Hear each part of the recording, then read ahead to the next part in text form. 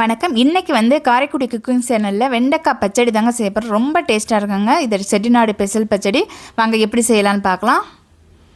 அதுக்கு ஒரு குக்கர் எடுத்துக்கோங்க. இப்போ 100 கிராம் அளவுக்கு பருப்பு வந்து நான் நல்லா துவரம் பருப்பு கழுவிட்டு எடுத்துருக்கேன். இப்போ வந்து அதை வேக வச்சு எடுத்துக்கலாம். அதுக்கு வந்து கரெக்டாக 1.5 கப் அளவு தண்ணி சேருங்க. அதில் கொஞ்சமாக கட்டி பெருங்காயம் சேர்க்குறதா இருந்தால் இப்போ சேர்த்துக்குங்க. தூள் பெருங்காயமாக இருந்தால் தாளிக்கும் போது சேர்த்துக்கலாம். இப்போ அதை 2 விசில் வச்சு வேக வச்சு எடுத்துக்கோங்க. இப்போ வெண்டைக்காய் கட் பண்ணி எடுத்துக்கலாம். வெண்டைக்காய் பார்த்தீங்க அப்படின்னா நல்லா வந்து கழுவிட்டு ஈரமே இல்லாமல் இருக்கணும். இந்த சைஸில் கட் பண்ணி எடுத்துக்கோங்க. வெண்டைக்காய் வந்து ஈரமாக இருந்தது அப்படின்னா ஒரு நல்ல கிச்சன் கிளாத் வச்சு நல்லா தொடச்சிட்டு பொடி பொடியாக இந்த சைஸில் கட் பண்ணி எடுத்துக்கோங்க. நான் வந்து கரெக்டாக ஒரு 400 கிராம் அளவுக்கு வெண்டைக்காய் எடுத்திருக்கேன். இப்போ ஒரு கடாயை வச்சுக்கலாம். அதில் ஒரு 3 டேபிள் ஸ்பூன் அளவுக்கு ஆயில் சேர்த்துக்குங்க. ஆயில் நல்லா சூடாகட்டும். ஆயில் நல்லா சூடானதும் கொஞ்சமாக கடுகு சேர்த்துக்குங்க. இது கூட கடுகு பொரிஞ்சதுமே கொஞ்சம் சீரகம் சேர்த்துக்கலாம்.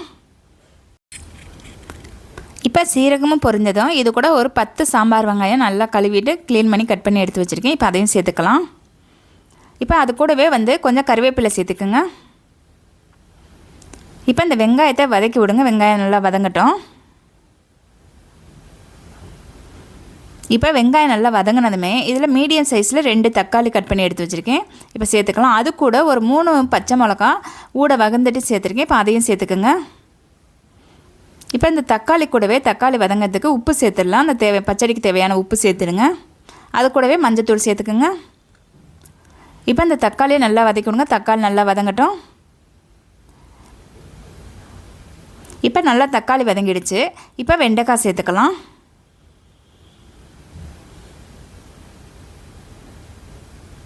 இப்போ வெண்டைக்காயும் சேர்த்தாச்சு. வெண்டைக்காயை நல்லா வதக்கி விடுங்க. ஸ்டவ்வை மீடியம் ஃப்ளேமில் வச்சு நல்லா வதக்கி விடுங்க. ஒரு 2 நிமிஷத்துக்கு நல்லா வெண்டைக்காய் வதக்கின பிறகு இப்போ மசாலா சேர்த்துக்கலாம். ஒரு ஸ்பூன் அளவுக்கு தனி மிளகாத்தூள், அதே 1 ஸ்பூன் அளவுக்கு தனியாத்தூள் சேர்த்துக்குங்க. நீங்கள் மசாலா தூள் ரெசிபிஸ் கேட்டிருக்கீங்க. நான் அடுத்த வாரத்தில் இருந்து எல்லா மசாலா தூளும் சாம்பார் பொடி, ரசப்பொடி, தனி மிளகாத்தூள், மல்லித்தூள் எல்லா இதுவும் நான் வீடியோ போடுறேன். இப்போ அந்த மசாலா நல்லா கிண்டி விடுங்க. இப்போ மசாலா நல்லா கிண்டியாச்சு. இப்போ என்ன பண்ணுங்கள், ஸ்டவ்வை லோ ஃப்ளேமில் வச்சு மூடி வச்சு ஒரு 2 நிமிஷத்துக்கு மூடிடுங்க. இந்த மசாலா நல்லா வெண்டைக்காய் உள்ள சாந்தணும். இப்போ என்ன பண்ணுங்கள், நல்லா ஒரு தடவை கிண்டிட்டு கொஞ்சமாக ரொம்ப தண்ணி சேர்க்காதே, ஒரு 3/4 டம்ளர் அளவுக்கு தண்ணி சேர்த்துக்குங்க. ரொம்ப தண்ணி சேர்க்க வேணாம். ஒரு 3/4 டம்ளர், 1/2 கப் அளவு. இப்போ தண்ணி சேர்த்து லேசாக கிண்டி விடுங்க. இப்போ ஸ்டவ்வை வந்து ஹையில் வச்சுக்கோங்க. இப்போ நல்லா கொதி வந்ததும் ஸ்டவ்வை லோ ஃப்ளேமில் வச்சு மூடி வச்சுடுங்க. ஒரு 3 நிமிஷத்துக்கு மூடி வச்சுடுங்க. இப்போ 3 நிமிஷம் கழித்து பார்த்தீங்க அப்படின்னா நல்லா மசாலா கூட நல்லா இது பண்ணியிருக்கும். வெண்டைக்காவும் நல்லா வெந்திருக்கும். இப்போ நம்ம வேக வச்சுருக்க பருப்பு சேர்த்துக்கலாம். இப்போ பருப்பு சேர்த்து அந்த வெண்டைக்காய் கூட நல்லா கிண்டி விடுங்க. இந்த பச்சடி வந்து ரொம்ப தண்ணியாக இருக்கக்கூடாது, ரொம்பவும் கெட்டியாகவும் இருக்கக்கூடாது. உங்களுக்கு பார்த்தீங்க அப்படின்னா இந்த இதில் இருக்கணும். நம்ம வந்து இன்னும் கொஞ்சம் தண்ணி சேர்த்துக்கலாம். ஏன்னு கேட்டால் இன்னும் 2 நிமிஷம் நம்ம இது பண்ணும்போது தண்ணி கொஞ்சம் திக்காகிடும்.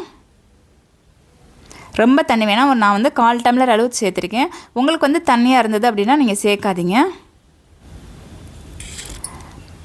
இப்போ நல்லா கொதி வந்தது மூடி வச்சுடுங்க.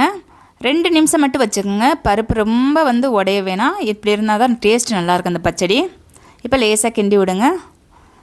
இப்போ பச்சடி ரெடி ஆகிடுச்சு. ஸ்டவ் ஆஃப் பண்ணிவிடுங்க. இப்போ இதில் வந்து கொஞ்சமாக கொத்தமல்லி கட் பண்ணி சேர்த்துக்கலாம். அவ்வளோதாங்க, சுவையான செட்டிநாட்டு வெண்டைக்காய் பச்சடி ரெடி ஆகிடுச்சு. இதே மெத்தடில் செஞ்சு பார்க்க ரொம்ப நல்லாயிருக்கும்.